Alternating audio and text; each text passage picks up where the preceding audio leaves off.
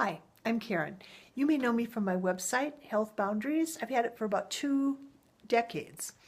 It's about recognizing if you have a low vitamin B12 level by looking at your fingernails, which is important because of nerves and blood both depending on a reasonably good solid level of vitamin B12.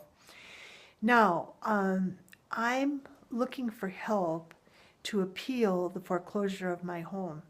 You can see that tomato plant behind me.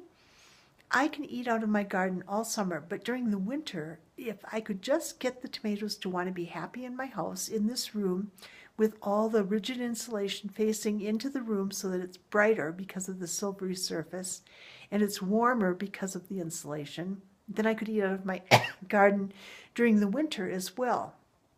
I have solar, so my house is economical for me to run. I can live here sustainably, even though I have my Social Security is about $700 a month. So, and I get a bit from Google Ads, but not a huge amount. Okay, so in 2008, Wells Fargo filed foreclosure against me, but despite the fact that due process requires them to serve me the complaint, they didn't.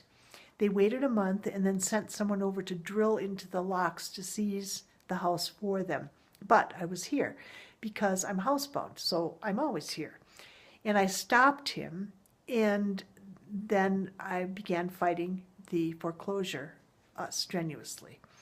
In 2009, President Obama did the Home Affordable Modification Program, HAMP. And I immediately applied for that and continued to fight the foreclosure.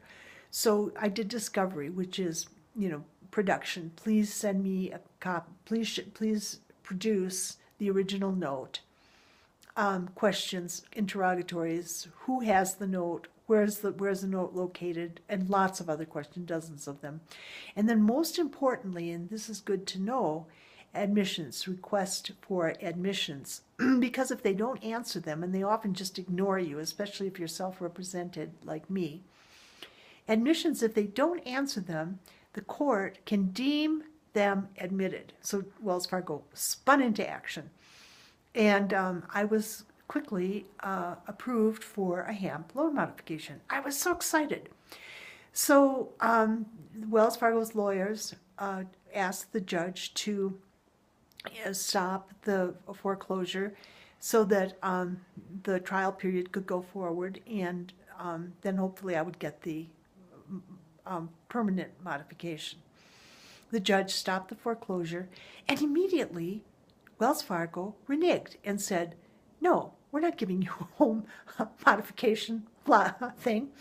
So I knew then that they were deceptive and that they weren't being honest. And I fought even more strenuously to keep my home.